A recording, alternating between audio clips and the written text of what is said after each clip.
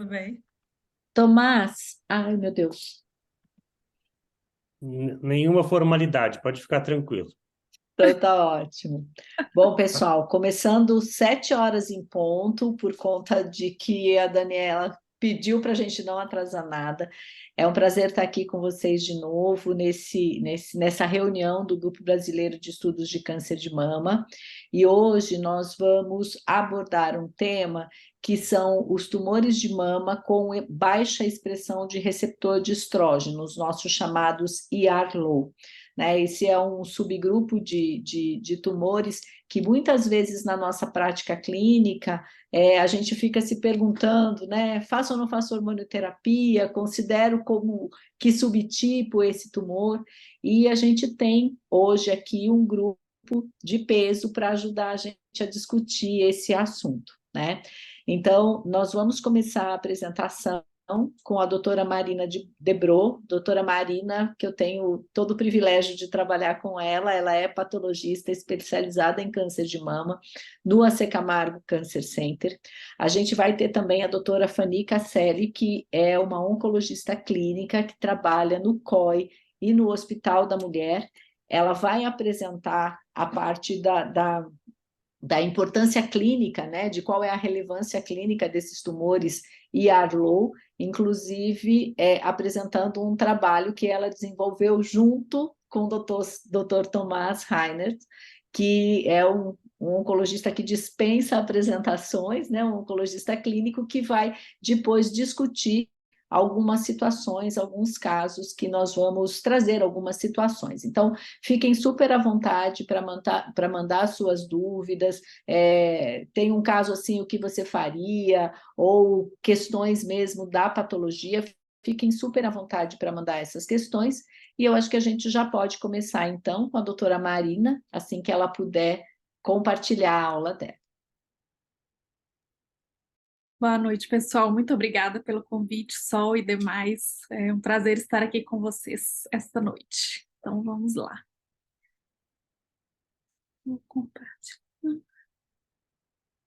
Estão vendo minha tela? Já está perfeito.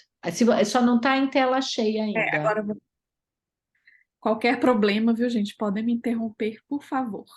Está perfeito já, Marina.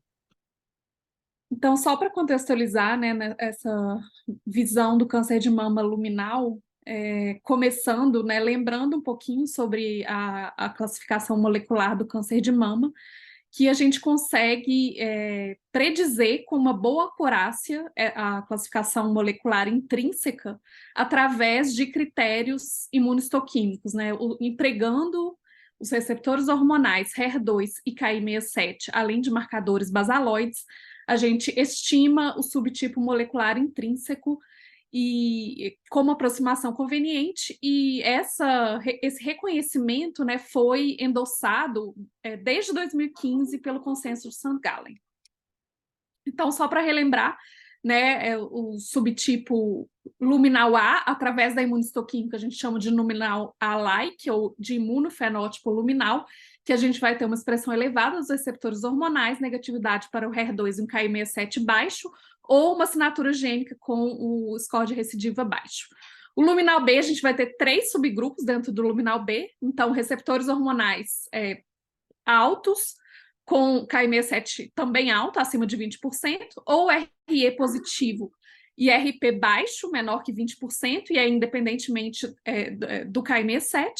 E, por último, o HER2 positivo, que aí independe do RP e do Ki67, só a positividade para o HER2, juntamente com a positividade para o RE, a gente já vai enquadrar no luminal B, e aí a gente chama de luminal B-like. O superexpressor de HER2, que a gente tem negatividade para os receptores hormonais e positividade para o HER2, né, a superexpressão do HER2. E o tipo basal, que na prática clínica a gente não faz, né, na nossa rotina a gente não faz os marcadores de fenótipo basal na imunistoquímica, então a gente chama apenas de triplo negativo, né, negatividade para os receptores hormonais, HER2, e quando esses marcadores são feitos, aí esses marcadores seriam citocromatina de alto peso molecular, como CK56, CK14, CK17, EGFR e P63, E ou P63. Então, falando especificamente dos receptores hormonais, tanto o receptor de estrógeno como progesterona, eles têm valor diagnóstico, então favorecem origem mamária e origem trato ginecológico, quando são positivos, versus outras topografias. Tem valor prognóstico, né? A positividade está associada a uma evolução mais favorável, e eles, como eu acabei de mostrar, eles fazem parte do reconhecimento do subtipo molecular intrínseco e compõem vários algoritmos para avaliação de risco-benefício da quimioterapia. Por último, eles têm valor preditivo, né? A expressão desses marcadores é preditiva de resposta à terapia endócrina, e o RP, apesar de ele ter um valor preditivo pior, né, mais baixo quando comparado ao RE, a testagem, né, desse marcador ainda é indicada pelo comitê da ASCO-CAP. Então, o RE, né, foi o primeiro marcador preditivo lá desde os anos 70, e o ponto de corte de positividade, tanto para o RE quanto para o RP, ainda recomendado pelo comitê da ASCO-CAP, é pelo menos 1% de células neoplásicas com marcação nuclear para esses marcadores. Além disso, a gente pode usar o score de Allred, né? Aqui a gente vê a especificação, né, de como o score de Allred é calculado, que é aquilo que a gente informa nos laudos de patologia, nos laudos da imunistoquímica de qualquer forma, que é a porcentagem de células neoplásicas com marcação nuclear e a intensidade de marcação. Então, essa correlação de porcentagem com intensidade dá um resultado final, que é o score, a proporção do score, que é o resultado final do score de Allred. Então, quando a gente usa o score de Allred, né, a pontuação final 0 e 2 é considerado negativo e 3 a 8 positivo. E o único método recomendado atualmente, né, com validação e reprodutibilidade, né, pela ASCO-CAP é a imunistoquímica, para avaliação desses receptores hormonais. Importante comentar, né, de onde que veio esse ponto de corte de pelo menos 1% na definição de positividade.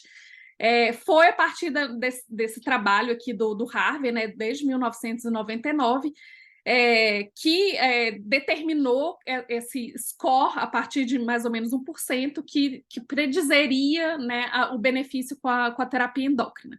Mas é importante comentar, né, que essas meta-análises de benefício com o tamoxifeno, elas, na verdade, usaram esses ensaios que são chamados ligand binding assays.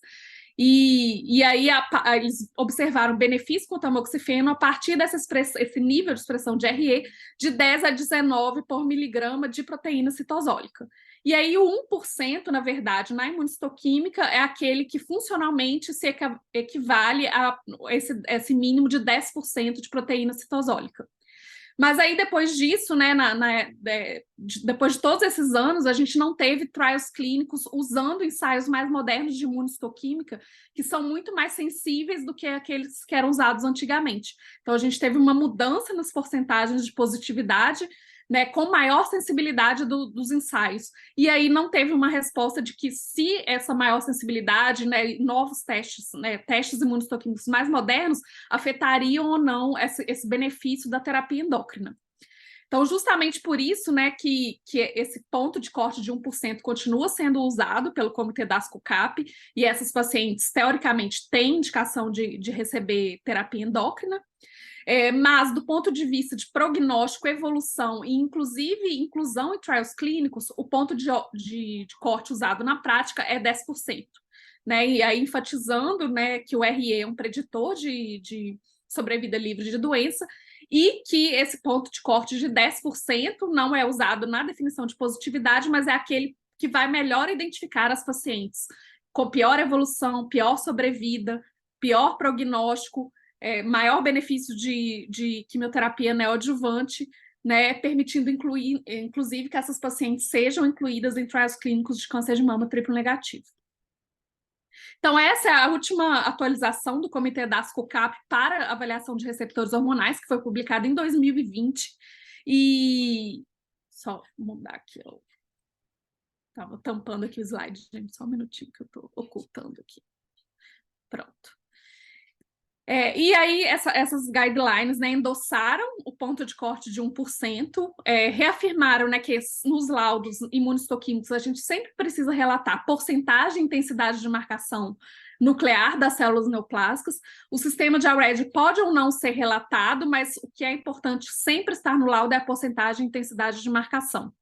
Mas a grande novidade, né, dessa guideline, né, o que realmente mudou, né, nessas últimas recomendações foi a introdução do subgrupo Yellow Positive, que um subgrupo dentro do câncer de mama luminal, em que o RE apresenta positividade entre 1 e 10% de células neoplásicas. E é importante reforçar que não existe a categoria PR Low Positive. Aqui a gente está falando só do RE, independentemente do RP. Quais seriam, né, esses possíveis significados dessa baixa expressão de RE na imunistoquímica? Bom, pode ser que realmente os níveis de RNA mensageiro do gene SR1, que é o gene do RE, esteja baixo, né? Então, os níveis desde os níveis de expressão gênica são baixos, justificando uma baixa expressão da proteína detectada na imunistoquímica, mas pode ser também uma falsa positividade na imunistoquímica para um tumor que, na verdade, é verdadeiramente RE negativo, e pode ser também um reflexo de heterogeneidade tumoral. Então, resultados errôneos, né, numa core biopsy de baixas porcentagens de RE em um tumor verdadeiramente RE positivo, que depois, eventualmente, em outras amostras, a gente vê porcentagens maiores que 10%, e aí a gente confirma que realmente era um tumor positivo, realmente, ou um clone neoplásico focal, né, que se destaca ali no meio de um tumor predominantemente RE negativo. Em resumo, né, eu não vou entrar muito em detalhe, porque a Fanny depois vai abordar, mas o subgrupo Yellow Positive é relativamente incomum, né, então representa 2 a 5% dos casos de carcinomas invasivos da mama. Do ponto de vista molecular, né, se a gente compara imunistoquímica com expressão gênica, a gente observa que são muito heterogêneos e apresentam um perfil de expressão que se aproxima muito mais dos tumores RE negativos do que dos tumores luminais. Apresentam também um estadiamento patológico mais avançado, né, com maior tamanho tumoral, maior carga axilar, e do ponto de vista histológico apresentam alto grau, menores taxas de positividade para receptor de progesterona e KI67 mais elevado. Além disso, né, o padrão de resposta à quimioterapia são tumores mais sensíveis, mais responsivos à quimioterapia e apresentam também, como eu comentei, né, tem uma associação do RE como preditor de sobrevida livre de doença, e então esses tumores apresentam maiores taxas de recidiva. Esse trabalho, né, foi publicado esse ano na Modern Pathology, a partir de uma coorte, né, de mais de 8.000 pacientes, e essas pacientes foram divididas em 3 grupos. O Yellow Positive, que aqui foi definido como entre 1% e 9%, os claramente IAR positivos, né, os luminais clássicos, né, que é com RE acima, maior ou igual a 10%, e os tumores RE, perdão, RE negativos com expressão em menos que 1% das células neoplásicas. E entre esses subgrupos, as características clínico-patológicas e evolução foram comparadas. Além disso, no subgrupo Yellow Positive, eles fizeram outras metodologias, como o RNA-Scope, que é para avaliar o nível dos níveis de expressão do RNA mensageiro, do gene SR1, que é o gene do RE, e também fizeram PCR. Perdão, além disso, eles também usaram, né, os bancos de dados do TCGA, vendo, né, avaliando nesse subgrupo Yellow Positive qual seria o subtipo pelo PAM50, além dos níveis de expressão do RNA mensageiro do SR1.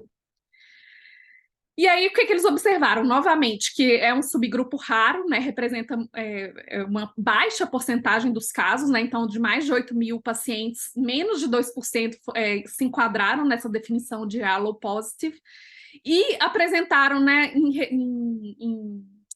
em resumo, características clínico-patológicas mais similares aos tumores RE negativos do que aos tumores RE positivos acima de 10%. Então, comparado com os tumores luminais com RE acima de 10%, né, eles apresentaram novamente maior grau histológico, maior índice de Nottingham, menos positividade para o RP, e comparando esse subgrupo de RE acima de 10% com o subgrupo entre 11% e 30%, eles não viram diferenças, né? Então, esses autores até discutem a questão que alguns autores definiram o Yellow Positive como entre 1% e 9%, considerando a partir de 10% já luminal habitual, enquanto que alguns autores incluíram o 10% na casuística. Então, esses autores avaliaram também essa questão se é 1% a 9% versus 1% a 10% faria diferença ou não. E o que eles observaram é que os tumores Yellow Positive ficam mais semelhantes aos triplo negativos quando a gente usa esse ponto de corte até 9%, enquanto que o RE a partir de 10% se assemelha mais ao subgrupo luminal. Além disso, eles avaliaram a evolução, né, e viram que os tumores Yellow Positive, quando comparados com os triplo negativos, eles não viram diferenças em relação à sobrevida global, sobrevida livre de metástase à distância, sobrevida livre de doença, independentemente do tipo de terapia endócrina que essas pacientes Yellow Positive receberam. Então, novamente, um subgrupo que se comporta de forma mais parecida com os tumores e a RE negativos. E também teve diferença, né, não teve diferença com o triplo negativo, mas teve diferença significativa quando comparado com os tumores RE acima de 10%, né, maior ou igual a 10%. Então, aqui a gente vê, né, comparando, né, tumores RE negativos com RE entre 1% e 9%, a diferença não foi significativa. Além disso, alguns achados interessantes desse trabalho, né, eles avaliando o PAN50, né, os dados do PAN50 do TCGA, eles viram que do ponto de vista do subtipo molecular intrínseco, a grande maioria dos casos de Yellow Positive se enquadrou nos tumores não luminais como um grupo, então 81% dos casos, e também mostraram menores níveis de expressão de RNA mensageiro do SR1. Também eles fizeram algumas comparações repetindo a imunistoquímica e eles viram que em 45% dos casos, ao repetir a imunistoquímica, a gente teve uma mudança do status do RE com conversão para status negativo. Então, Yellow Positive, 45% dos casos na repetição se transformaram em RE negativos.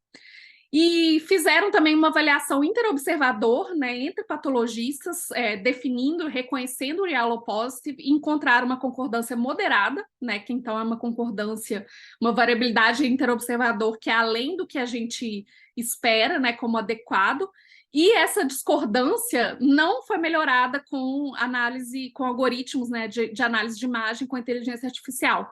Então, aqui eles mostrando, né, a análise pelo programa que eles utilizaram e não teve uma melhoria, né, na concordância.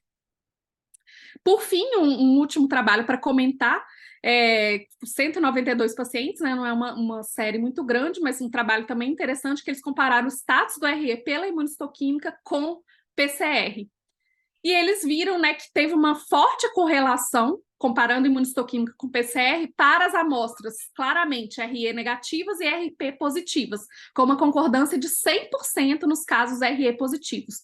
Mas, quando a gente considera só o Yellow Positive, a gente teve 56% de casos, né, que foram negativos pelo PCR. Então, casos de Yellow Positive na imunistoquímica, 56% deles foram negativos de acordo com o PCR. Então, novamente mostrando que são um subgrupo, né, que é heterogêneo do ponto de vista não só molecular, mas também na imunistoquímica, comparando com o PCR.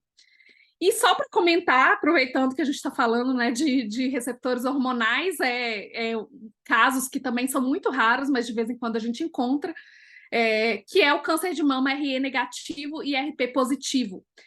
Toda vez que a gente está diante de casos assim, a gente precisa checar os controles da reação, ver se está tudo ok, se não teve nenhuma questão artefatual, técnica, sempre repetir a imunistoquímica, geralmente repetir com outro clone de anticorpo, tanto do RE quanto do RP. Se a gente tiver mais blocos de parafina, né, daquele mesmo tumor, a gente repetir em blocos de parafina diferente e depois repetir também na peça cirúrgica, né, se a gente está falando da core biopsy.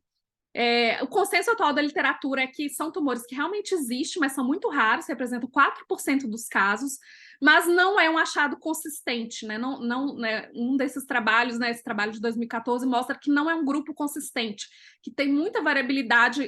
Quando você repete a imunistoquímica novamente, os achados não se mantêm. Do ponto de vista molecular, também são heterogêneos, predominando o subtipo basal-like, né, o subtipo molecular intrínseco, em 65% dos casos. E tem alguns trabalhos também mostrando, né, para justificar por que o né, como o RP pode ser positivo, se ele depende do RE para funcionar, mostrando alguns efeitos do fator de crescimento de insulina na via dos receptores hormonais, que poderia explicar essa expressão aberrante do RP.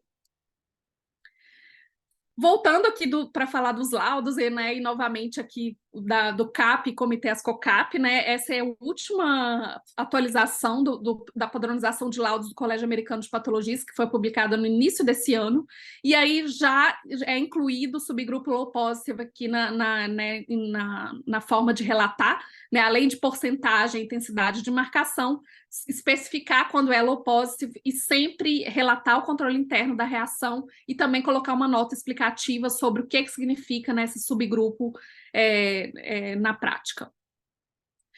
Além disso, né, tanto nos casos negativos, né, triplo negativos, mas também no ER low positive, a gente sempre precisa passar por essas etapas, né, de controle de qualidade. Então, verificar se tem concordância com a histologia, avaliar os controles interno e externo das reações, revisar os controles, se eles realmente são adequados ou não, participar de programas de controle de qualidade externo, né, no AC Camargo a gente participa, tanto do CAP como do NECAS, a gente tem também um programa de acreditação da SBP, que é o PAC, e o CAP, né, a partir dessas guidelines de 2020, ele também recomenda que a gente use um controle interno sabidamente com baixa expressão de RE, e no caso é a tonsila que é recomendada, porque ela tem uma variabilidade, os linfócitos têm uma variabilidade de marcação para os receptores hormonais, e por isso a gente vê várias intensidades de marcação na amostra.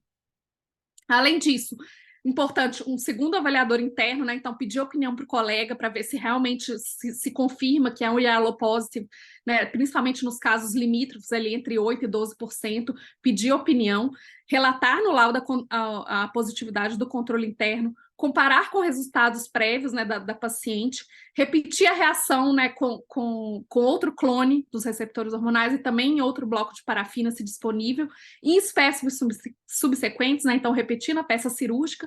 E a gente ainda, esse trabalho da Modern Pathology mostrou que a inteligência artificial não ajudou a melhorar ali a detecção e a concordância, mas pode ser que daqui a pouquinho, né, essas coisas estão evoluindo muito rápido, que alguns algoritmos possam nos ajudar nesse sentido.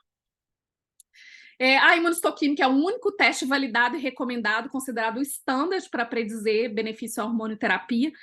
A gente tem vários outros tipos de ensaios em estudo, né, mas ensaios de expressão gênica e outros ainda não são validados para uso clínico.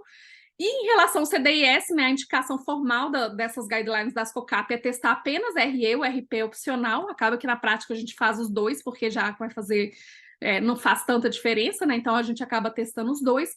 E no CLS não é especificado, né, nessas guidelines, mas acaba que a gente faz também porque é exigida por alguns convênios. E sempre lembrar, né, que esse status de expressão dos receptores hormonais pode se alterar tanto ao longo da progressão da doença, mas também na própria resposta à hormonioterapia, né? Dependendo do tipo de bloqueador hormonal que está sendo usado, pode levar a uma alteração, uma conversão positiva ou negativa do status tanto do RE como do RP.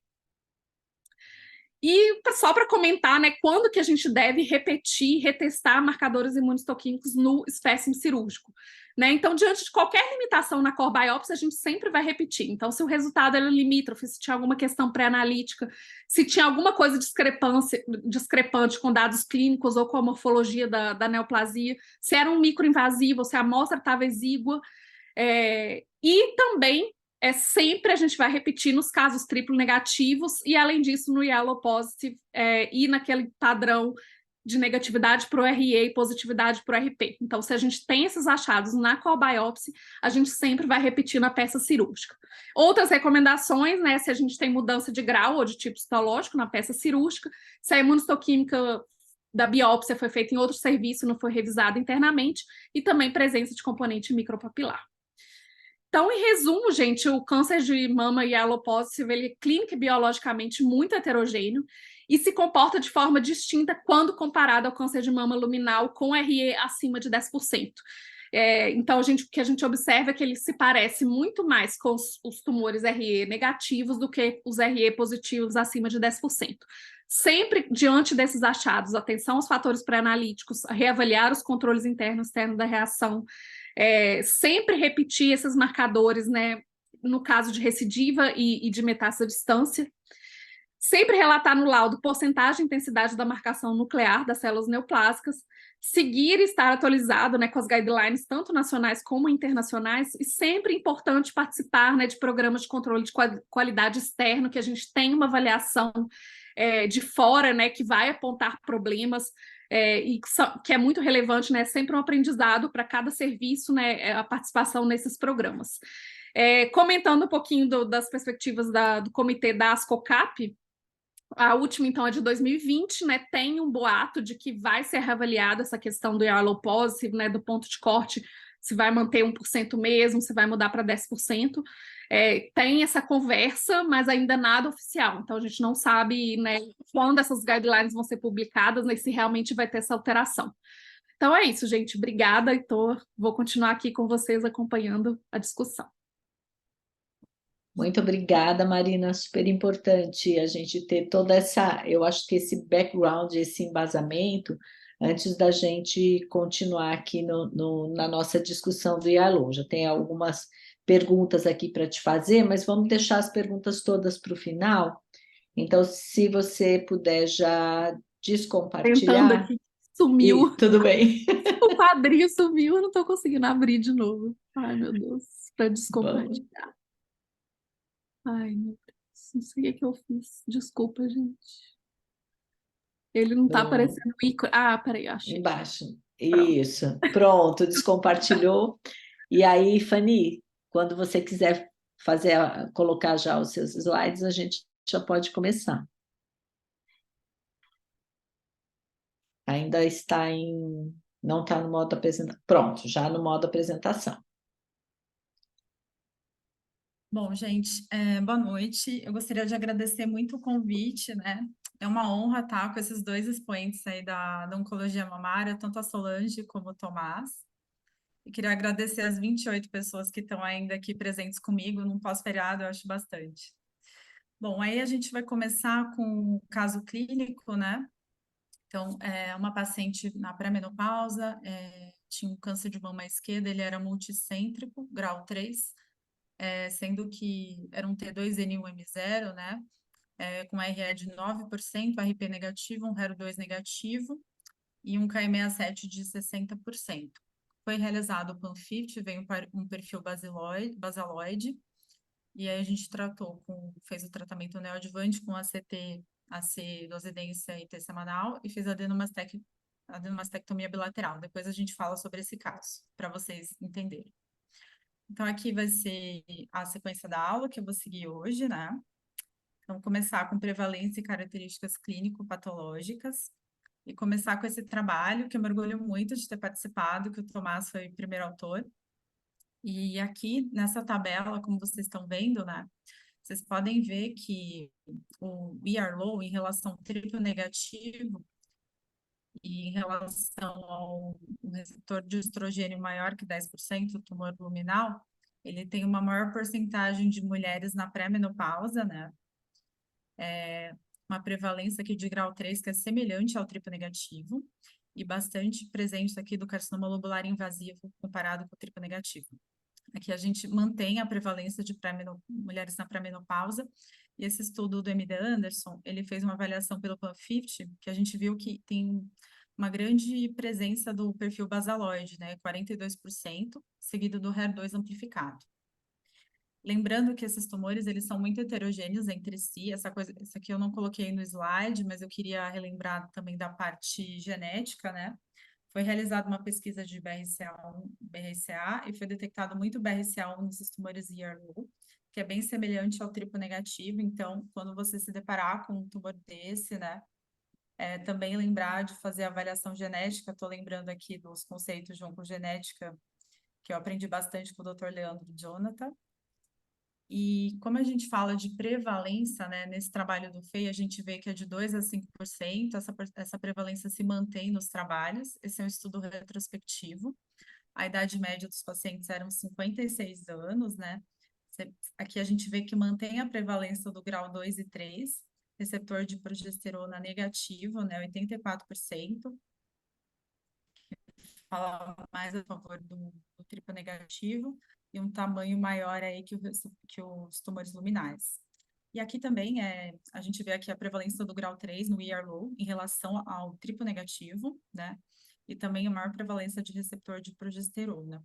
Se você for comparar a sobrevida livre de recorrência, os tumores ER-low e receptor de estrogênio positivo, eles têm uma porcentagem semelhante de sobrevida nesse trabalho, e o triplo negativo vai lá embaixo, com essa curva vermelha, né? E também de sobrevida a doença específica, a gente vê que tem uma proximidade do receptor de estrogênio positivo com o ER-low. Ah, Outro trabalho pega o meu. que fala sobre isso é o ER-low comparado com o receptor de estrogênio positivo, a gente vê que ele tem maior tamanho, né? Ele tem maior grau, mais TIOs, né, na sua amostra, invasão linfovascular, uma positividade de GFR e CDK5/6, né? E esse trabalho foi bem interessante do Miyamoto, que ele fez a avaliação do PAN50, você vê a maior porcentagem do perfil basaloide, 48%, seguido do HER2 enriquecido. E aqui esse gráfico ele é bem interessante, né? É um gráfico de dispersão que ele compara a expressão do receptor de estrogênio por uma assinatura gênica, né?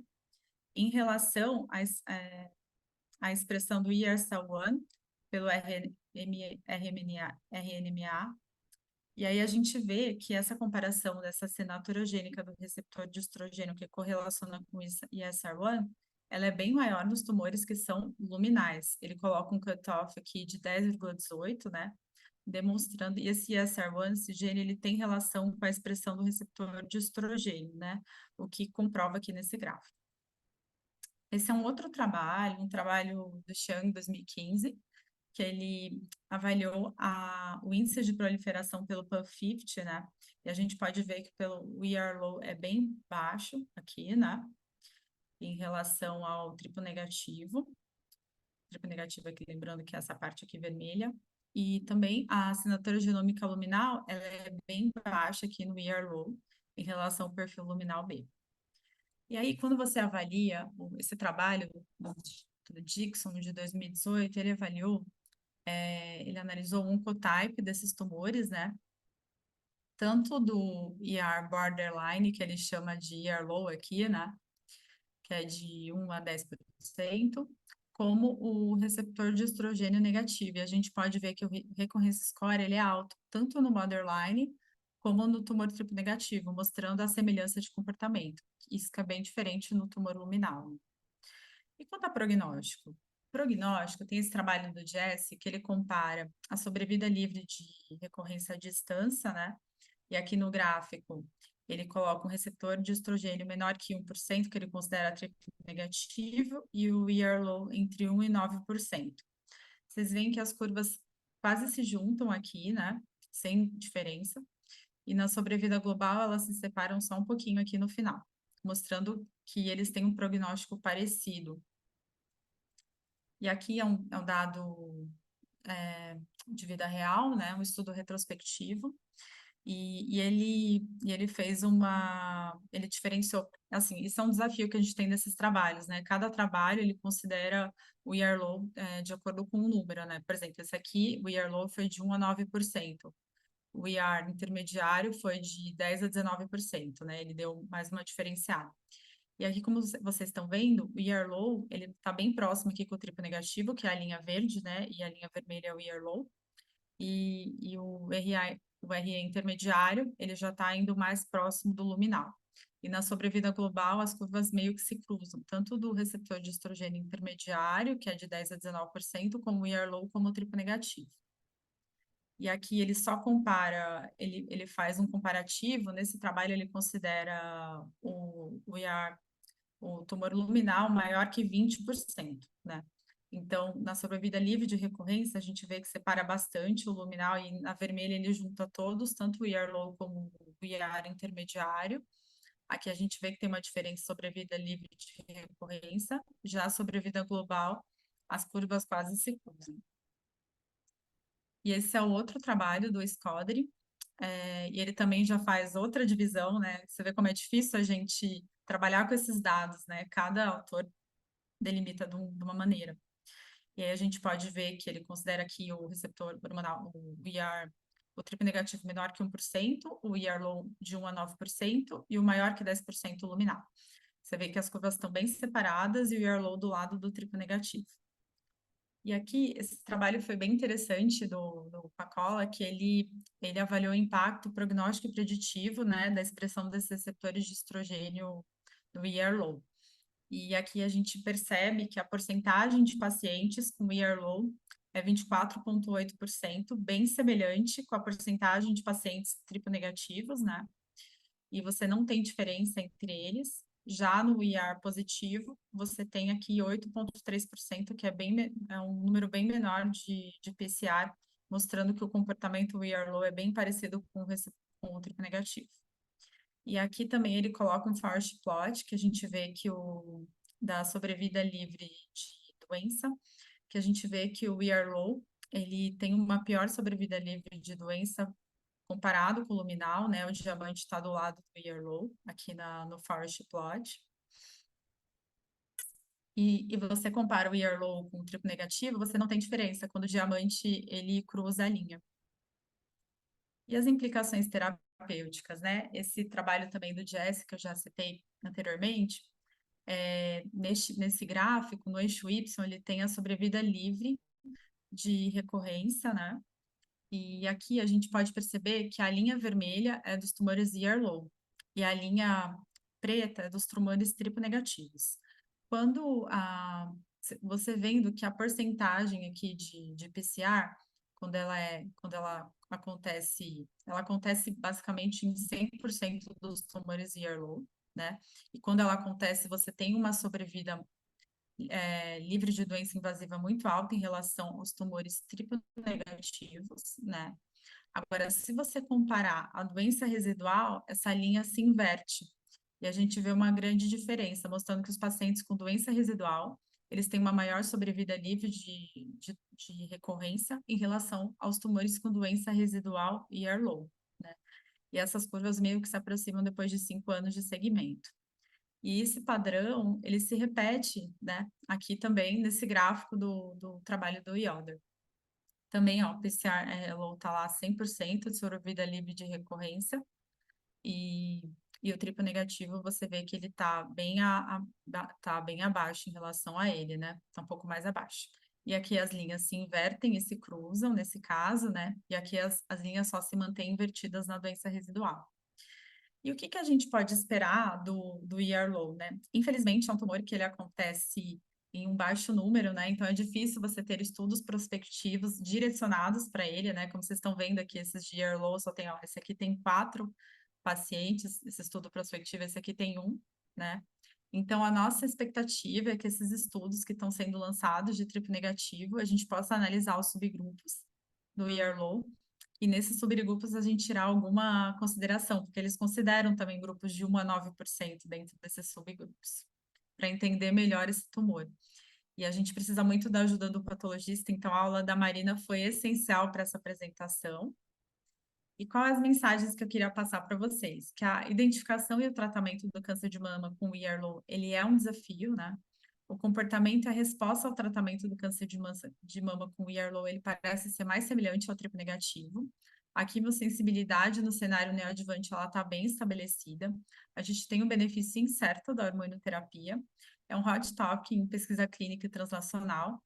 E a otimização do diagnóstico e avaliação multidisciplinar é um desafio e também uma oportunidade, sempre lembrando de discutir esses casos em tumor boards. E aqui, falando mais um pouquinho do caso, né? Não sei se a Solange quer complementar. Então, acho que vai ser importante a gente utilizar esse caso, ele vai ser como um gancho para a gente começar as discussões do Yarlow, né? Então, esse é então, só repetindo, né, que foi apresentado só no início, é um caso da Fanny, uma paciente 42 anos, então pré-menopausada, com tumor estadio clínico um T2N1M0, um grau 3, que tinha um receptor de estrógeno de 9%, uma progesterona negativa, um Ki67 de 60%.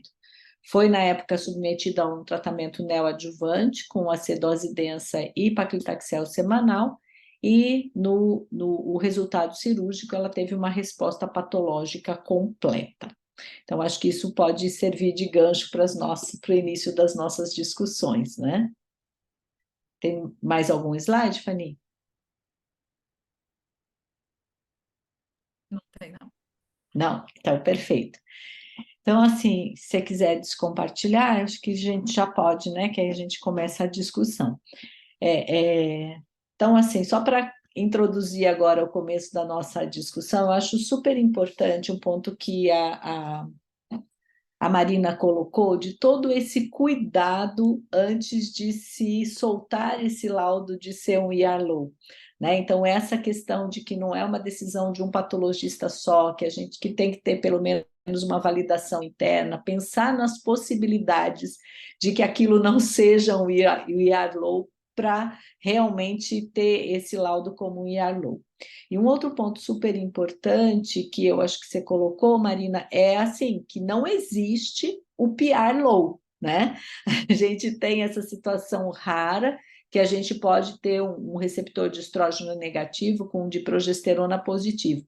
Mas nesse caso, vamos supor, Marina, se eu tenho um receptor de estrógeno com menos de 10%, e eu tenho uma progesterona de 20%, você já fez toda aquela situação e viu que esse é um caso real de receptor de estrógeno menor do que de 5 e uma progesterona de 20. Ele é considerado um Yarlow, é isso? Exatamente, é considerado. Só pelo RE até 10%, ele já, mesmo se for o HER2 positivo, conceitual, em termos de biologia tumoral, o nosso raciocínio vai ser completamente diferente, mas aí ele continua fazendo parte do subgrupo RE, porque eles não definem se é triplo negativo, eles não falam, não excluem os outros subtipos, né? Então, só esse achado entre 1 e até 10%, né? Já é suficiente para você incluir a nota e chamar de subgrupo RE, low. Mas é claro que as divergências de tratamento, né, realmente são nesses casos que todos os outros marcadores são negativos e só o RE até 10%, que aí realmente a gente sabe que vai dar terapia endócrina ou não, né, faz quetenel ou não, faz penro neoadjuvante ou não, né, e então realmente o que vai atrair a nossa atenção são esses casos que os outros marcadores são negativos, mas conceitualmente essa guideline da ASCOCAP, eles não, na verdade, eles não citam essas situações, eles só colocam que é entre 1 e 10%. Perfeito. E aí, Tomás, essa paciente, como que você conduz na sua prática clínica? Então, a paciente jovem, um estadio clínico 2, um tumor Yarlow. Você vai tratar como um triplo negativo? Na verdade, eu até perguntei para a Fanny, ela me contou que essa paciente ela foi tratada antes da aprovação do pembrolizumab no Brasil, né? E aí eu vou estender essa pergunta. Você trataria como um triplo negativo e se tratasse inclusive com imunoterapia? Bom, boa noite, meninas, tudo bem? É um prazer estar participando. As aulas foram muito boas, bem completas. Eu gostei e tem um comentário que depois eu queria falar com a Marina, e ela tocou no assunto da evolução da sensibilidade do método, né, de imunistoquímica, e como isso, né, faz com que a gente tenha que ter cautela na hora de interpretar conclusões dos estudos mais antigos, principalmente relacionados com hormonioterapia. Se a gente fala a seguir. Para não fugir da resposta, sim, ficou bastante claro que o Yarlow ele tem esse comportamento biológico e prognóstico mais parecido com o triplo negativo, e principalmente numa doença assim de alto grau, numa paciente jovem, né? Eu sim trataria essa doença como câncer de mama triplo negativo. Acho que tem uma coisa que está muito claro, que é a indicação de quimioterapia neoadjuvante, e aí se ela preenche os critérios, né, por mais que não tivesse no estudo, eu pensaria em tratá-la com quimioterapia associada ao pembrolizumab, na paciente com estadio 2. Tem um estudo, acho que a Fanny falou, NeoPact, né, que incluiu algumas pacientes ER-low, um estudo também de quimioterapia com pembro. As principais dúvidas seriam do ponto de vista de hormonioterapia adjuvante, principalmente se essa paciente não tivesse atingido o PCR. Eu acho que agora que ela atingiu o PCR, a gente está lidando com a paciente com um prognóstico muito bom, mas se tivesse ficado com doença residual, fica a impressão de ser aquela paciente quimio-resistente e provavelmente hormônio-resistente também. Felizmente, são casos raros, né? Eu tenho 2 pacientes em situações análogas a essa, mas é bastante raro. Mas então a minha resposta é que sim, eu pensaria nessa paciente como câncer de mama triplo negativo e não como câncer de mama receptor hormonal positivo, HER2 negativo. E nesse caso, ela com resposta patológica completa, com o receptor de estrógeno baixo, você consideraria dispensável manter a hormonioterapia, pelo que eu entendi. Nesse caso especificamente, sim. Está bastante claro, então, que a maioria dos tumores são tumores basais, a maioria dos tumores, né, eles são hormônio resistentes, são quimiosensíveis, esse fato ela tem um bom prognóstico, mas não necessariamente uma regra, assim, entende? Principalmente daquelas pacientes, a Fanny mostrou que eventualmente tem tumores lobulares, às vezes pacientes com tumores de grau um pouquinho mais baixo, que aí a gente pode conversar de hormonioterapia, porque não vai ter um certo ou um errado. Agora, essa paciente é um caso mais emblemático que eu pensaria como triplo negativo, não ofereceria hormonioterapia adjuvante. Sei que tem muitos oncologistas, e concordo, tá certo, que pensaria assim, eu ofereceria uma hormonioterapia neoadjuvante, quem sabe, sem supressão de função ovariana, só com tamoxifeno, com limiar baixo para tirar, se tivesse toxicidades, também esse approach, ele faz sentido. Essa eu acho que tem mais, até uma maior facilidade da gente não indicar, porque ela tinha um PAN50, né, Fanny? Tinha Que essa questão. era basaloide, exatamente, ela tinha esse PAN50. Muito bem. A gente tem uma pergunta aqui, da Débora Catalá, que ela pergunta o seguinte: se as pacientes com receptor de estrógeno negativo e uma progesterona intermediária, se vocês acham que elas se comportam como luminais. Na verdade, a gente tem evidências de que essas pacientes respondem à hormonioterapia, né, Marina? Você quer falar um pouquinho dessa questão? Da expressão de progesterona na ausência de estrógeno? Quando é mais intermediária, a gente vê claramente que é uma expressão real, né? E que pode ser realmente ali essa interação com outros fatores de crescimento que estão levando a essa expressão. Mas é um subgrupo também muito difícil de estudar, né? De ver resposta terapêutica mesmo, de ter trial clínico, né? A gente não vai ter trial clínico grande, né? Mas aí eu não sabia dessa questão que elas respondem, elas realmente respondem, né? Então, bom saber. Quando é aqueles muito limítrofes, né? De que a gente, né? Que aí o RP, né? Menos que 10%, eu sofro com esses casos, porque eu vejo que é uma expressão que eu tenho a impressão que é uma expressão aberrante, né? Que se a gente fizesse PAN50, provavelmente vai ser um basaloide e, né, que é outro mecanismo ali que está levando aquela proteína a tá sendo detectada pela imunistoquímica. E até um padrão meio mais fraco, assim, a gente vê que é uma coisa que não é convincente, aí eu sempre repito com outro clone de anticorpo, né, imunistoquímica. Alguns casos converte para negativo, mas outros realmente não, se mantém e a gente tem que relatar, mas aí são casos que se comportam mais como triplo negativo, mas eu também tenho essa impressão que os que têm um nível mais intermediário vão tender mais a ser um perfil luminal mesmo. Mas eu não tinha isso que você comentou, que elas realmente respondem melhor. Tem até uns estudos mais antigos fazendo umas análises de resposta do câncer metastático, que era receptor hormonal positivo, progesterona negativo e o estrógeno negativo, progesterona positivo, mostrando que sim, né, a gente tinha essa evidência na doença metastática. Mas eu acho que entra tudo isso, por isso que eu te perguntei até, né? É classificado o YARLOW também um que tenha receptor de progesterona mais alto, porque tem essa heterogeneidade. Eu acho que a gente tem que analisar isso realmente como um todo, né? E Tomás, realmente, quando a Marina estava apresentando, me chamou muita atenção, né? Porque pode ser que hoje o que a gente está com esses métodos mais sensíveis de identificação de receptor de estrógeno, o que antes era 1%, ou que antes era o equivalente aos 10 fentimoles lá, seja muito menos hoje, né? É exatamente isso. Esse é um comentário super importante na hora de decisão, principalmente de hormonioterapia adjuvante, que é mais ou menos o seguinte, de uma forma mais didática, né? Quando o Dr. Allred lá e os colegas dele fizeram a primeira publicação disso, eu sei que não é com imunistoquímica, sei que tem uma série de questões metodológicas, mas de uma forma geral, 1/3 dos pacientes eram RE baixo, por assim dizer, 1/3 dos pacientes eram R intermediário e 1/3 dos pacientes eram RE alto. Se for pegar hoje em dia, mesmo nas pesquisas mais do nosso consultório, a gente vai ver que é 80% a 90% RE alto. É raro ter um RE intermediário, não é muito comum, e RE low realmente é baixíssimo, muito menos do que 1/3, pelo contrário, quem sabe 3%. Então, a minha interpretação é que aqueles tumores que eles chamavam de RE low, hoje em dia, se fôssemos fazer imunistoquímica, eles seriam RE intermediário, até mesmo RE alto. E Isso. os tumores que a gente chama hoje em dia de RE low, claramente naquela época não tinham uma sensibilidade do método.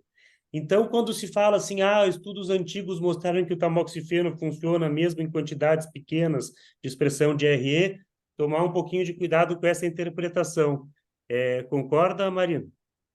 Isso, concordo plenamente, que algum desses casos, essa definição de 1%, a gente não sabe até quantos casos, se fossem retestados hoje, provavelmente alguns seriam positivos, mais positivos, e não apenas, né, entre 1% e 9%. Então, a gente teve muita evolução, principalmente ali na segunda metade dos anos 2000, a partir da segunda metade dos anos 2000, então já é no meio do aquele segundo trabalho do Harvey, que foi ali, né, 2005, e aí depois disso que realmente teve uma revolução, assim, de métodos de reativação antigênica, os próprios sistemas de detecção de polímero, Novolink, que aí a gente foi usando cada vez menores concentrações de anticorpo, a gente foi precisando cada vez menos de anticorpo, de tão bom que eram os métodos.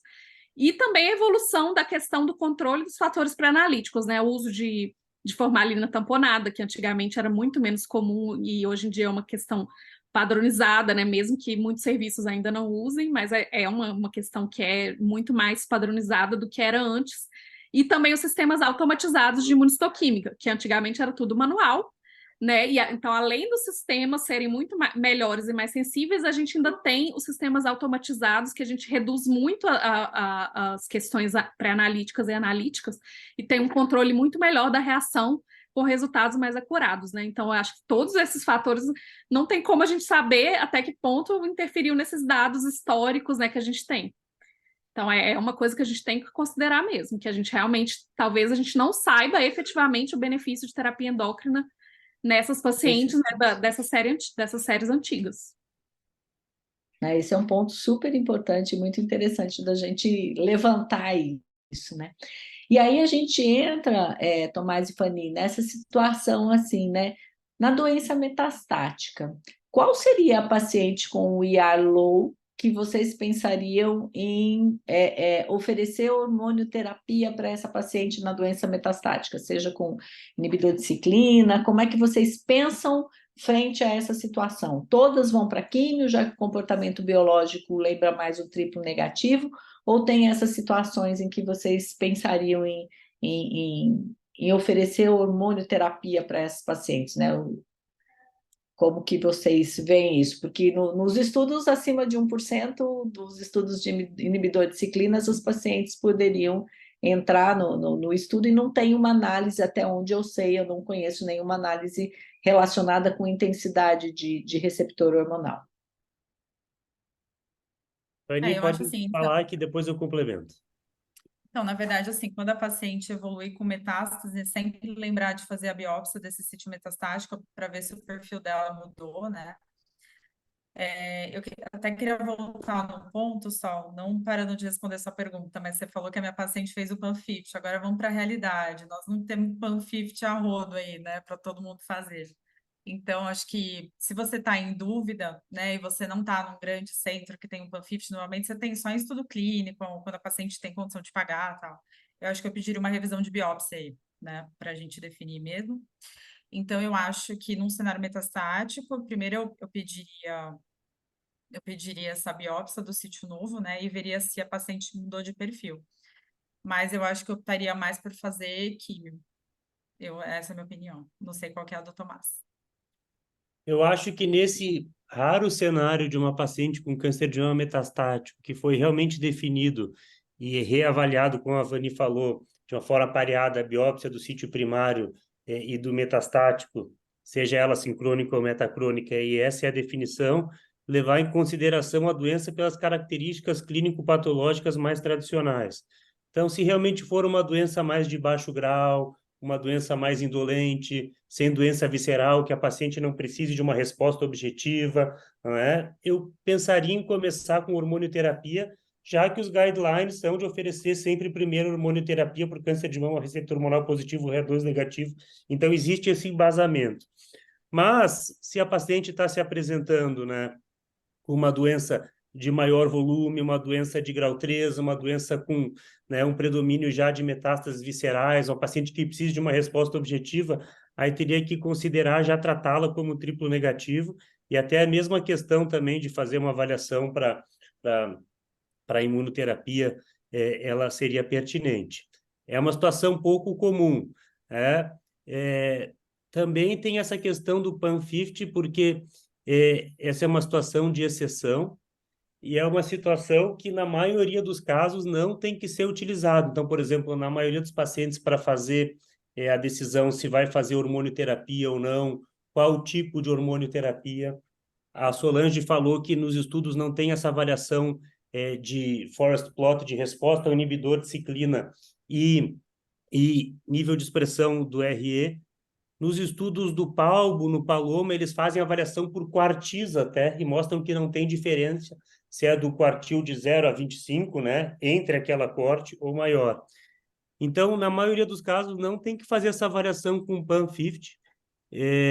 Eu tive uma paciente só que fez aqui no Sul, não é muito a minha realidade, mas talvez se fosse existir um perfil de paciente que eu fosse pedir esse teste, que tem um custo, que não é referenciado como opção preferencial pelos guidelines, né? Seria nesse cenário de RE low. Talvez tanto naquela tua paciente, se ela tivesse ficado com doença residual, como nessa eventual paciente metastática, é um espaço que poderia tentar, entre aspas, personalizar assim, o tratamento da paciente com esse exame. Nesse sentido, o Dr. Sérgio Simon, ele pergunta se a gente deveria adotar o PAN50 para decisão terapêutica, já que ele não foi validado. Eu acho que seria mais uma inferência em caso de dúvidas, mas é um ponto bem significativo a gente lembrar que não tem mesmo essa validação para o PAN50 fazer parte da nossa decisão terapêutica diária, vamos dizer assim, né? Além de não estar realmente na acessibilidade da grande maior parte de nós, mesmo trabalhando, quem não trabalha somente no sistema público. A gente tem uma outra pergunta aqui do Tiago Apolinário, que está parabenizando a Fanny e a Marina pelas aulas e perguntando se a paciente não apresentasse resposta patológica completa, valeria a pena repetir os marcadores imunistoquímicos na doença residual para definir tratamento? Marina, eu acho que esse foi um dos itens que você colocou como pré-requisito. Você quer relembrar as pessoas assim de quando repetir a imunistoquímica pós-neoadjuvância? Sim, aí é até uma pergunta frequente, né? A gente tem o que a gente segue no CECAMAC são as recomendações do CAP, né, do Colégio Americano de Patologia, de patologistas, e os casos que a gente precisa sempre repetir, isso aí, independentemente de neoadjuvância ou não. Sempre repetir na peça cirúrgica quando tem qualquer questão de dúvida na core biopsy. Então, se tinha questão pré-analítica, né, questão técnica de origem, se a imunistoquímica foi feita fora e não foi revisada no serviço, né, se tem só o laudo, se era um microinvasivo na biópsia e aí francamente invasivo na peça cirúrgica, ou qualquer questão de exiguidade da amostra, né, que o invasivo pouco representado. Um CDIS extenso, né, com um invasivo pequeno, tudo isso garante a repetição na peça cirúrgica. Além disso, mudança de grau histológico, então, que aí o mais frequente é aumentar o grau, né, principalmente pelo índice mitótico, então, geralmente, o que é mais frequente a gente vê é mudar de grau 2 para o grau 3 na core biopsy grau 2, mudar para grau 3 na peça. Então, a gente aí tem que repetir sempre. Alteração da classificação histológica, né? Então, se era um tipo não especial na biópsia e na peça cirúrgica tem um componente de outro padrão, né? Principalmente o micropapilar, mas se a gente vê um lobular invasivo pleomórfico associado a um NST, né? Um misto, e aí o componente especial ainda não foi avaliado pela imunistoquímica. Por fim, a questão do tanto os triplos, o que é guideline mesmo pelo CAP, são os triplo negativos, então sempre os triplo negativos a gente vai repetir na peça cirúrgica, mas acaba que esse trabalho mesmo da Modern Pathology, que é do Emad Haka, eles recomendam sempre repetir, e das avaliações que eles fizeram foi a alteração do status, comparando core biopsy com peça cirúrgica. Por que é raro? Porque a gente sabe que vai fazer diferença na evolução, pode fazer diferença no tratamento, né, de como vocês veem a paciente. Então, por mais que não seja consenso no CAP, a gente sempre repete, quando é low positive, também nas situações do RE negativo e RP positivo. E isso mesmo que não for neoadjuvância, a gente sempre segue esses parâmetros para repetir na peça cirúrgica. E acaba que na neoadjuvância é a mesma coisa. A gente vai sempre repetir, em todas essas situações, a gente vai repetir quando não tem PCR. Perfeito, obrigada. O Lucas Gouveia, ele está perguntando se no caso em questão, se a gente poderia ter adicionado Pembro aos moldes do Keynote 522, de modo, ele colocou a garantir, eu acho que seria assim, aumentar, né, a taxa de resposta patológica completa. E tem a pergunta se haveria aprovação de utilização pelo plano de saúde, se vocês já têm experiência nesse sentido de ter a aprovação do plano de saúde para essas situações. Bom, existe o racional para essa indicação, né, o racional biológico, o ponto de vista é que existem outros estudos de imunoterapia na neoadjuvância que permitem a inclusão desses pacientes, então sim, eu indicaria. Ao mesmo tempo, do ponto de vista regulatório, não é o que consta em bula, não é o que constava no estudo, então também existe uma justificativa para uma eventual dificuldade de aprovação, tem que entender esse lado, né? Eu tive uma paciente que conseguiu fazer, me surpreendeu que foi relativamente simples, mas são questões que daí tem, assim, o racional para fazer, mas, entre aspas, uma justificativa que realmente é uma questão off-label. Tá? Então, a minha resposta de uma forma objetiva é essa. Em relação à pergunta anterior, é bem interessante a pergunta do Thiago, e assim, eu concordo com tudo que a Marina falou, especialmente nesses casos que são casos atípicos e que são casos que esse tipo de avaliação, né, pareada entre primária e metástases, ou entre core e pós-neoadjuvância, tem que ser feita, discussão multidisciplinar, preferencialmente pela mesma equipe. Mas lembrar que nem sempre isso é uma questão que tem que ser a regra em oncologia mamária, e eu dou o exemplo da doença HER2 positivo.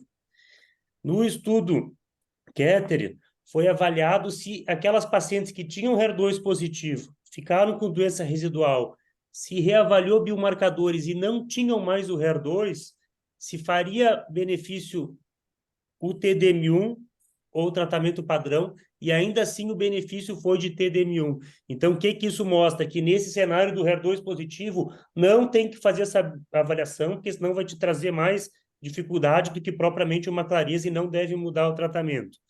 Neste cenário específico de RLO, sim, eu faria, lembrando que na maioria das vezes, quando tem essas evoluções dinâmicas, é uma evolução mais para perda, né?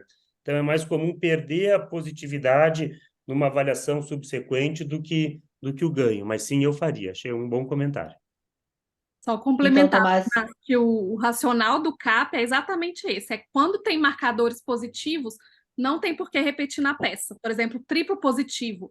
Você não tem necessidade nenhuma de repetir na peça, porque, inclusive, a resposta ao tratamento pode modificar o padrão de expressão. Pode, né, o bloqueio HER2 pode levar a uma negativação do HER2, e do ponto de vista biológico e resposta terapêutica, não faz diferença só porque o HER2 tá negativo ali naquele espécime cirúrgico, que é uma resposta ao tratamento, né? Então, é exatamente isso. No caso do ER-low, é porque é uma questão que é pouco consistente e tem Isso. alterações quando você retesta. Então, por isso que, né, e fora a raridade, né? Então, por isso que aí vale a pena repetir, mas concordo totalmente com o que você falou também. E Concordo eu com os acho que é comentários importante.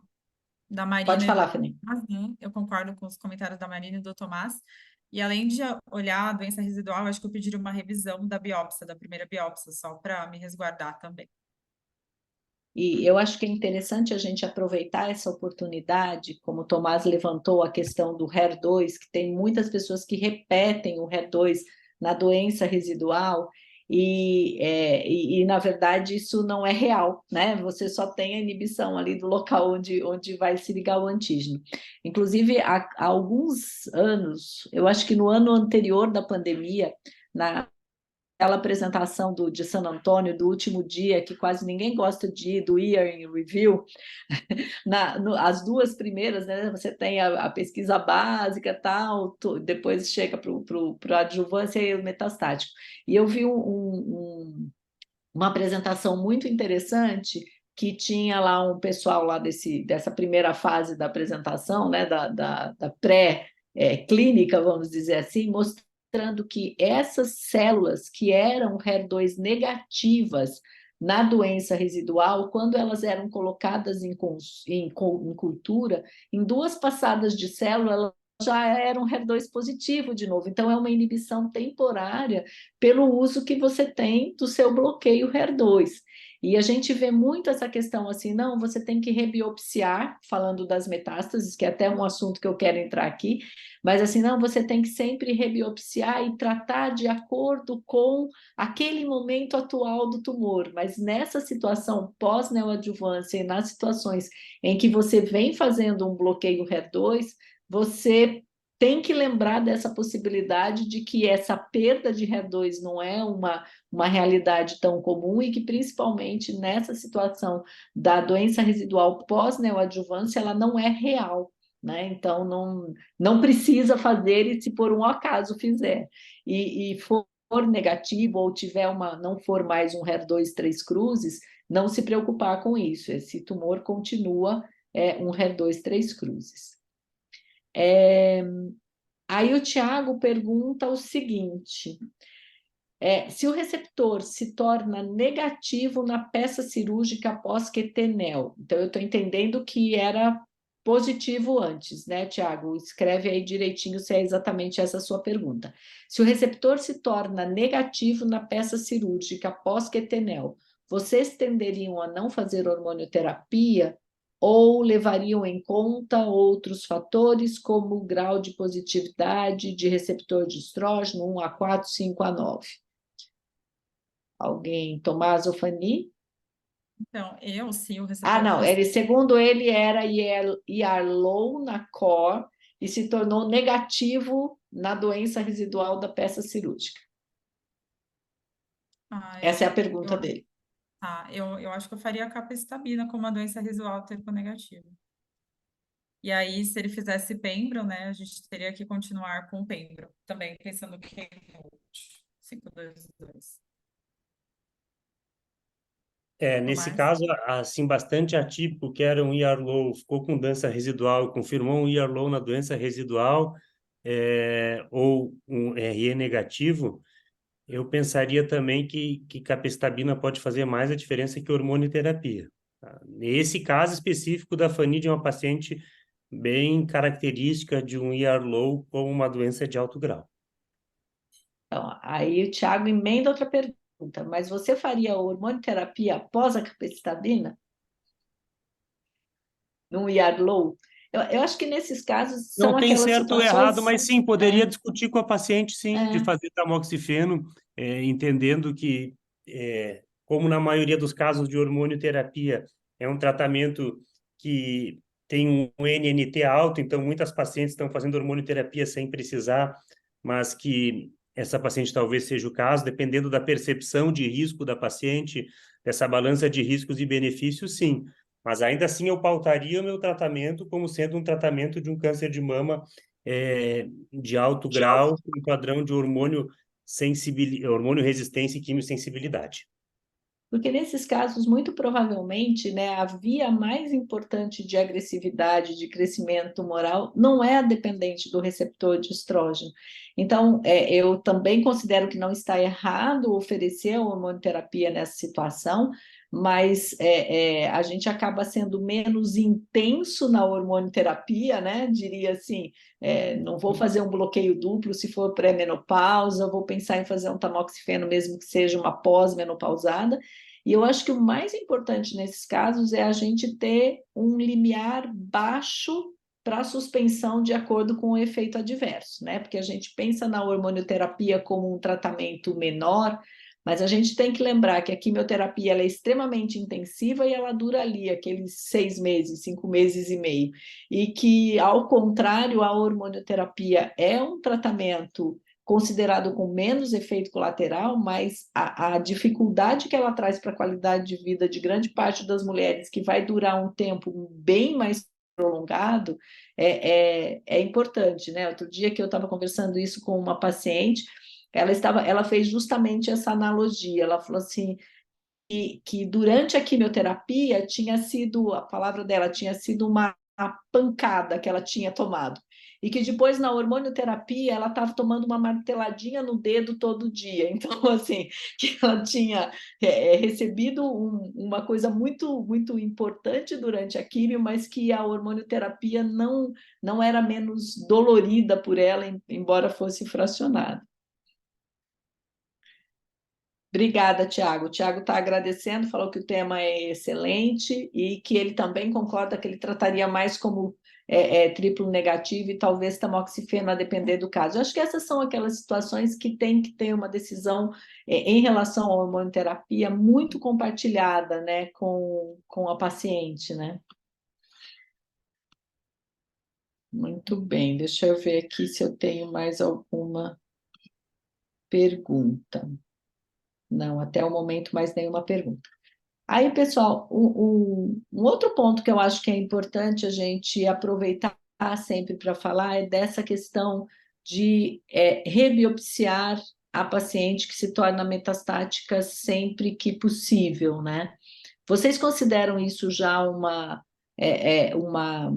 realidade na prática de vocês? Assim, eu trabalho na Secamargo, a gente acaba tendo uma facilidade muito grande de fazer biópsia, o pessoal lá faz biópsias em locais assim que você acharia que não dá, tem muitas técnicas para poder fazer essa biópsia, uma mira boa, vamos dizer assim, mas às vezes eu vejo, por exemplo, no consultório, dependendo de onde o paciente vai fazer essa biópsia, ou dependendo do convênio, que a gente não tem esse acesso tão simples. Então, eu queria que vocês me dissessem como que vocês sentem isso na prática clínica, né? Acho que Fanny pode falar de 2 locais até que ela trabalha, tanto no sistema público como fora disso, e se vocês veem perspectivas de eventuais alternativas futuras de biópsias líquidas e esse tipo de coisa. Então, primeiro a parte prática e depois como que vocês veem o futuro dessas rebiópsias.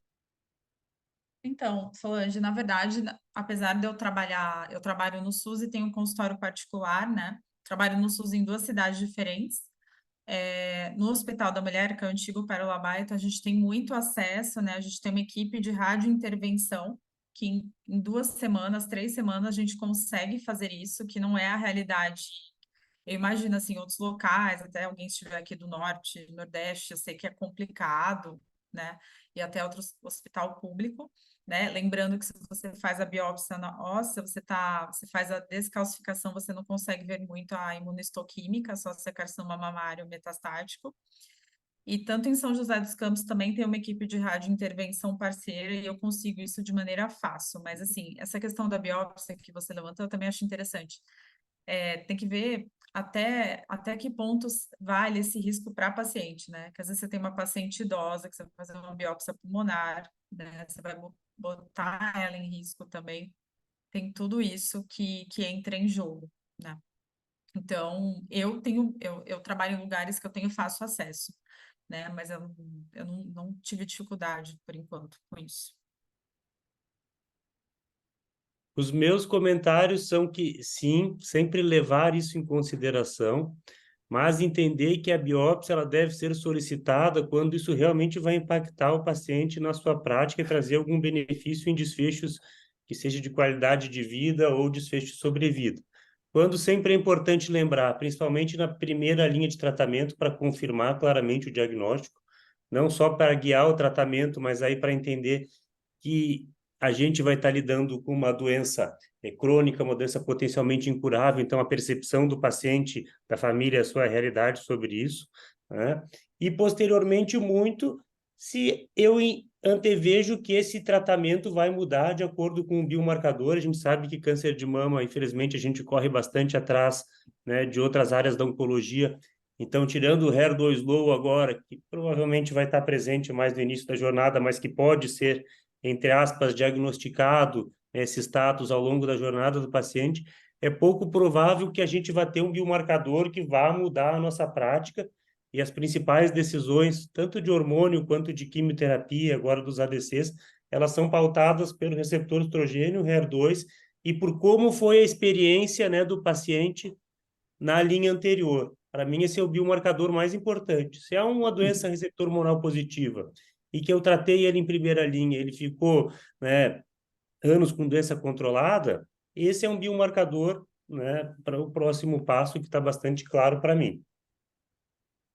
E aí, Marina, você recebe aquele fragmento de biópsia hepática ou de biópsia óssea, e o que você precisa saber disso, né? Porque aí te mandam lá, câncer de mama, biópsia.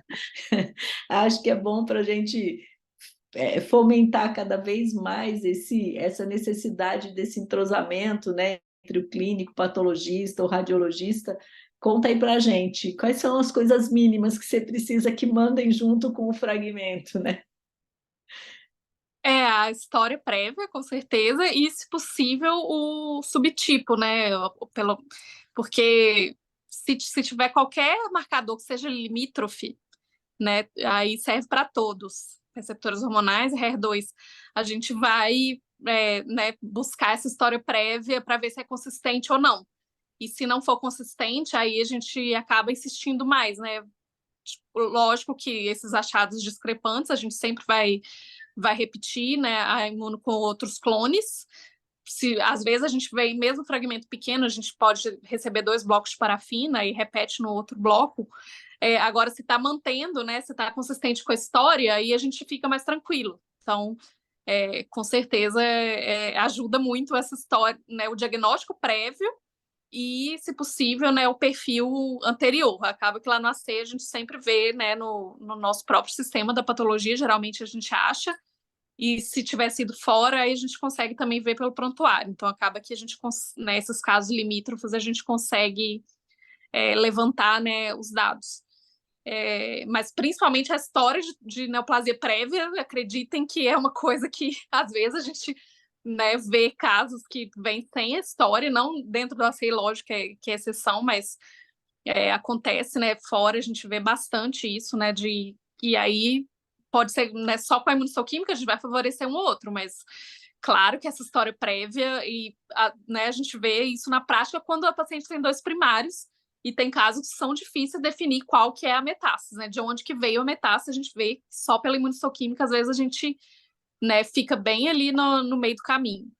E outro ponto que eu queria comentar é que uma coisa importante é que hoje a gente consegue, com as PAFs, né, com a citologia, a gente faz o cell block, né, aquele material aspirado, a gente transforma num bloco de parafina e a gente consegue fazer os marcadores mesmo na citologia, que a PAF muitas vezes é mais fácil de ser feita em lugares de difícil acesso do que a agulha grossa, né? Então, e mesmo com a PAF a gente consegue fazer os marcadores, né? E também é uma coisa do serviço de patologia mesmo, de ter um cell block bem feito, né? Que aí, inclusive, marcadores de membrana, como o HER2, a gente consegue avaliar mesmo no cell block, e inclusive a gente faz sequenciamento, faz NGS com o cell block, e funciona muito bem. Então, né? Então, ter um cell block bem feito é muito importante. E mandar a história para o patologista, né, Marina? É típico aquela biópsia gástrica que chega e que ninguém avisou que a paciente teve um tumor de mama anteriormente, um tumor lobular de mama, então sempre ter essa história. Sim. Bom, pessoal, deixa eu ver se eu tenho alguma. Então, e aí a gente não falou da perspectiva futura. A gente sempre ouve já ouvi umas 2 ou 3 vezes o Dr. Barros, Dr. Carlos Barros falar que em pulmão a gente já tem todas as informações por uma biópsia líquida no início do tratamento e a cada eu repito, isso é repetido para ver resposta a tratamento, é repetido na progressão. E mama a gente vê que a gente ainda não está nesse ponto, e os esforços que foram feitos com o ctDNA ainda não são consistentes para uso na prática clínica, mas vocês anteveem essa possibilidade de que a gente vá viver alguma coisa semelhante a isso, ou pulmão é pulmão e mama é mama? Pulmão é muito baseado em SNV, né, mutação, a gente avalia hotspot e tem fusões e mutação SNV, tem pouca alteração de número de cópia, tem também, mas é bem menos, e expressão gênica não tem relevância clínica, e na mama é o contrário, na mama praticamente a gente tem amplificação, que é o HER2, e expressão gênica.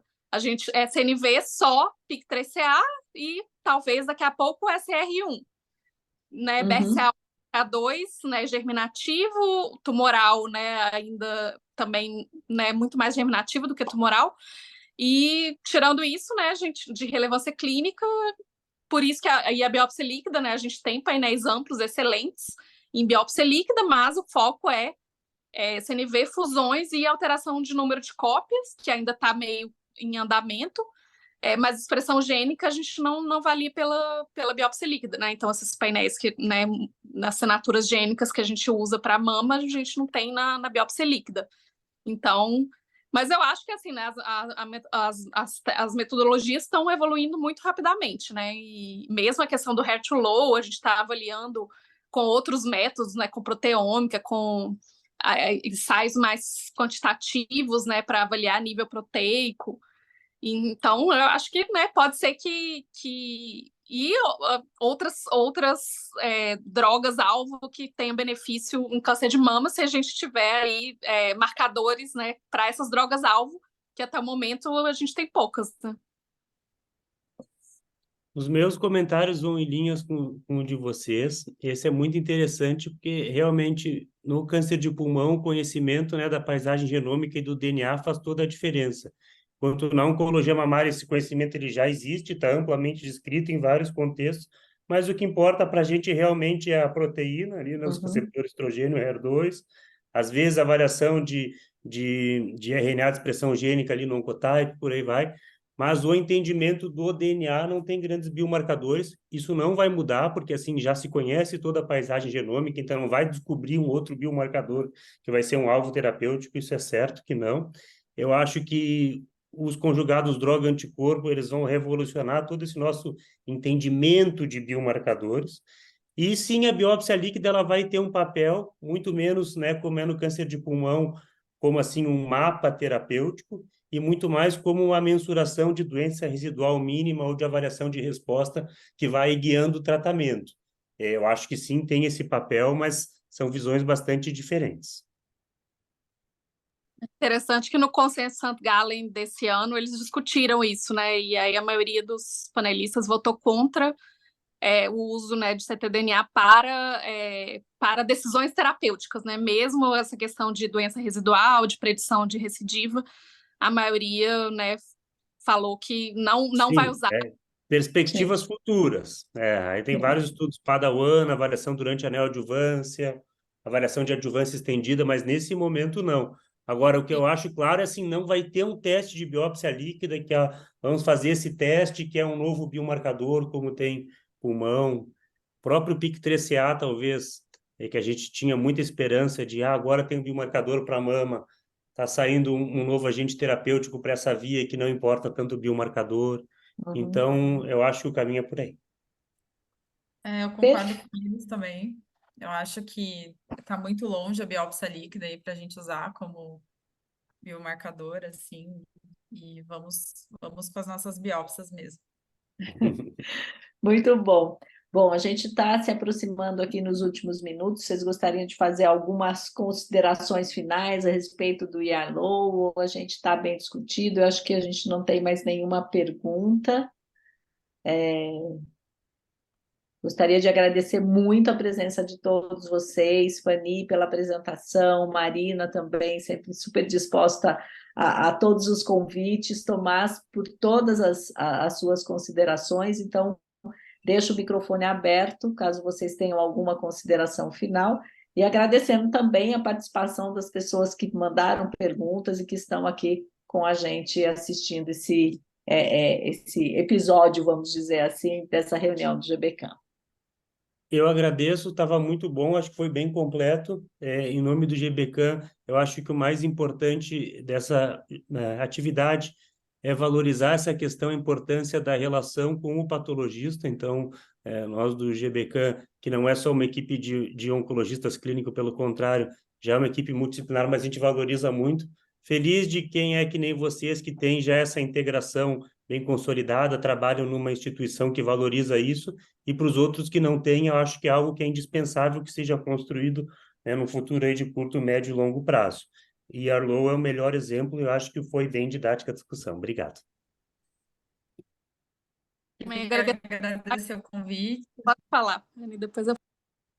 Pode falar, mãe. Queria agradecer o convite, participar desse grupo para mim é um grande prazer estar aí com dois expoentes da oncologia, né? E o Tomás é um grande parceiro aí. E queria parabenizar a Marina pela excelente aula também. Obrigada, pessoal. Eu estou aqui meio intrusa, mas para mim foi excelente também as discussões e foi realmente enriquecedor porque me alivia um pouco, né? Quanto mais clareza a gente tem, eu sofro menos com os casos, porque esses casos eu sempre sofro um pouco tentando definir para não ficar essa coisa borderline, limítrofe, zona cinzenta, que eu acho que às vezes atrapalha, né, na questão do tratamento neoadjuvante, né, da imunoterapia neoadjuvante, mas ouvindo vocês me alivia um pouco nesses casos, não que eu não vou seguir todas as etapas da mesma maneira, mas eu vou ficar mais tranquila com, né, o que a equipe vai encontrar, que eles vão mais ou menos saber lidar, né, com essas situações. Então, foi muito bom. Obrigada novamente pelo convite e parabéns também, Fanny, pela apresentação, vocês pelos comentários. Acho que o mais importante que fica disso é assim, né? Que cada vez mais a gente tem que ser menos intruso nas reuniões cirúrgicas e vocês menos intrusos e assim por diante, porque a gente tem que ser uma equipe só, porque a gente vê o quanto que a gente aprende e progride e facilita o trabalho do outro quando a gente tem essa integração. Então, quero agradecer mesmo a vocês que compraram a ideia da sessão de Arlo. A gente já está nos últimos minutos e agradecer as pessoas que ficaram aqui nos assistindo. Obrigada, pessoal, e até a próxima reunião do GBCAM. Uma boa noite. Boa noite, Boa noite. gente.